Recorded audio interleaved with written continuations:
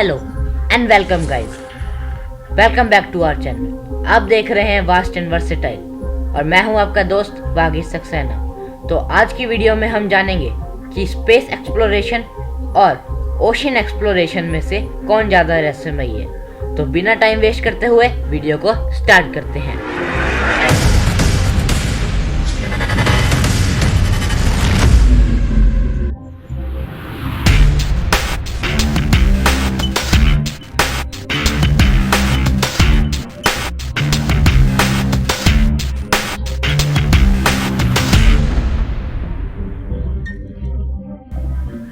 Hey guys, जैसा कि आप जानते हैं हमारे यूनिवर्स में बहुत सारी गैलेक्सीज हैं, पर फिर भी हम इनमें से कुछ को ही डिस्कवर कर पाए हैं। क्या पता यूनिवर्स के दूसरे कोने में क्या क्या हो। यह सेम बात लागू होती है ओशन पर भी। कहने को तो ओशियंस हमारे बहुत पास हैं, पर अभी तक हमने इनका बहुत सा हिस्सा डिस्कवर नहीं किया है। क्या पता इनके दूसरे हिस्से में क्या क्या हो, इसकी हम कल्पना भी नहीं कर सकते। तो अब ये सवाल उठता है कि स्पेस एक्सप्लोरेशन और ओशन एक्सप्लोरेशन में से कौन ज़्यादा खतरनाक है। तो वीडियो को एंड तक देखिए। जब बात आती है ओशंस की, तो ये स्पेस के कंपैरिजन में बहुत लिमिटेड है, लेकिन फिर भी हम सदियों से बोट्स और शिप्स से इन्हें एक्सप्लोर कर रहे हैं। जबकि स्पेस एक्सप्लोरेशन को शुरू हुए तो अभी 100 ईयर्स भी नहीं हुए होंगे। तो इसको सुनकर ऐसा लगता है कि हम ओशंस के बारे में बहुत कुछ जान गए होंगे, लेकिन ऐसा नहीं है। अभी तक हम ओशंस का सिर्फ 4% हिस्सा ही डिस्कवर कर पाए हैं। बाकी के 96% हिस्से में क्या है ये कोई नहीं जानता। जैसा कि आप जानते हैं अर्थ का 71% हिस्सा वाटर से ही कवर्ड है, और अगर बात सिर्फ ओशंस की ही करें तो अर्थ के 70% एरिया पे ओशंस का ही राज है। ओशन एक्सप्लोरेशन हिस्ट्री की बात करें तो यह उतनी ही पुरानी है जितने कि हम इंसान। ईयर 2011 में साइंटिस्ट को ग्रीस के क्रेट आइलैंड पे कुछ स्टोन के टूल्स मिले थे, यानी पत्थरों के औजार। यह टूल्स 1,30,000 ईयर्स पुराने थे, पर जियोलॉजिस्ट की माने तो क्रेट आइलैंड ग्रीस के मेन लैंड से 50 लाख ईयर्स पहले ही अलग हो चुका था। तो जिन्होंने भी वो टूल्स बनाए होंगे उनके पास कोई ना कोई ऐसा जरिया तो ज़रूर था जिससे वो ग्रीस के मेन लैंड से क्रेट आइलैंड तक समुद्र में ट्रैवल करके आते होंगे।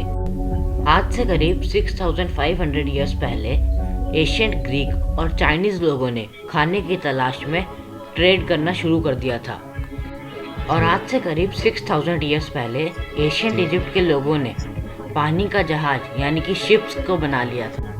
उसके बाद कैसे ह्यूमंस ने समुद्र के ज़रिए दुनिया के अलग अलग कोनों को डिस्कवर किया उसके बारे में आप पहले से ही जानते हैं।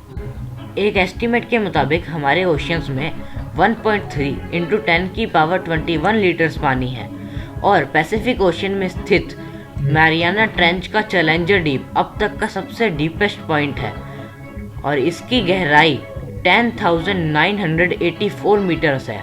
And just for comparison mount Everest की हाइट 8,848 मीटर्स है, और हम ओशियंस में जितना नीचे जाते हैं पानी हम पे उतना ही प्रेशर एक्सर्ट करता है। जिस सबमरीन को चैलेंजर डीप तक पहुंचना था उस पे इतना प्रेशर एक्सर्ट हो रहा था जैसे हमारी उंगली पे किसी हाथी के चलने के बराबर होता है। मतलब जस्ट इमेजिन वो कितना ज़्यादा प्रेशर था। डीप सी एक्सप्लोरेशन में ऑक्सीजन और विजिबिलिटी में भी प्रॉब्लम होती है। बट मैं आपको यह बात क्लियर कर देना चाहता हूँ कि समुद्र में इतना डीप पहुँचने का मतलब यह नहीं है कि हमने वहाँ पे सब कुछ एक्सप्लोर कर लिया है।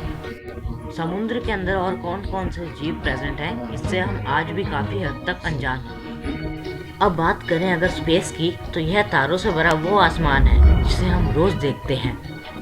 हमारे यूनिवर्स में प्रेजेंट स्टार्स और गैलेक्सीज के रिकॉर्ड हमें अपनी एशियंट बुक्स में मिलते रहे हैं, और हमारी साइंस बुक्स में भी इसके बारे में बहुत कुछ लिखा हुआ है। लेकिन बात करें ह्यूमंस के असली स्पेस एक्सप्लोरेशन की, तो वो स्टार्ट हुई थी 4 अक्टूबर 1957 को, जब रशिया ने अपना स्पुतनिक 1 भेजा था। उसके बाद 12 अप्रैल 1961 को रशिया के ही यूरी गागरिन स्पेस में जाने वाले पहले इंसान बने। फिर 20 जुलाई 1969 को नासा के नील आर्मस्ट्रांग में चांद पे पहला कदम रखा। उसके बाद 5 सितंबर 1977 को नासा का प्रोब वॉयेजर 1 अर्थ से 22 अरब 20 करोड़ 70 लाख किलोमीटर दूर पहुंच चुका है और इसी के साथ यह अभी तक का स्पेस में सबसे दूर पहुंचा मैन मेड ऑब्जेक्ट भी है।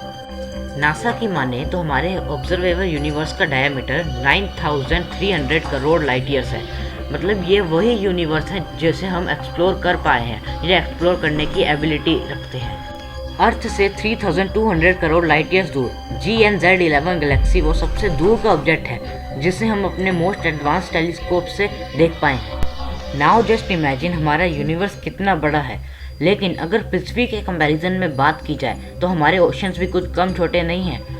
पृथ्वी पर अभी तक हम पूरे 13 लाख लिविंग स्पीशीज़ को डिस्कवर कर चुके हैं, जिनमें से 4 लाख लिविंग स्पीशीज़ सिर्फ ओशंस में ही रहती हैं। साइंटिस्ट की माने तो ओशंस में करीब 80 लाख लिविंग स्पीशीज़ हो सकती हैं।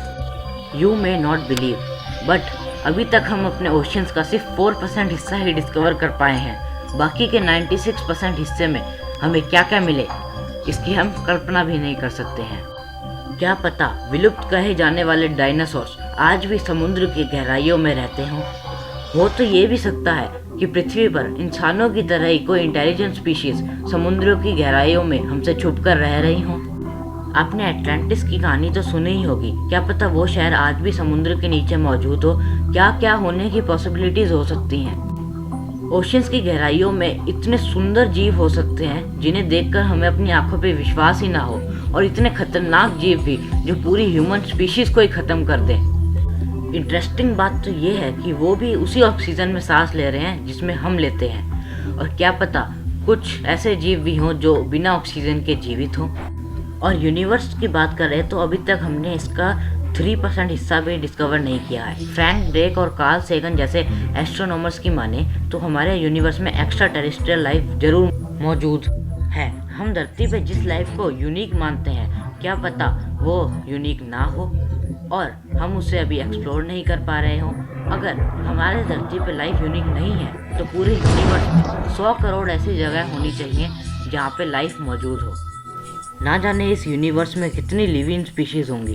हो सकता है कुछ लिविंग स्पीशीज़ अभी एवोल्यूशन के शुरुआती स्टेज पर ही हों, और कुछ एलियन स्पीशीज़ तो इतनी एडवांस हो सकती हैं कि उनकी नॉलेज हमारी सोचने की एबिलिटी से भी ज़्यादा हो।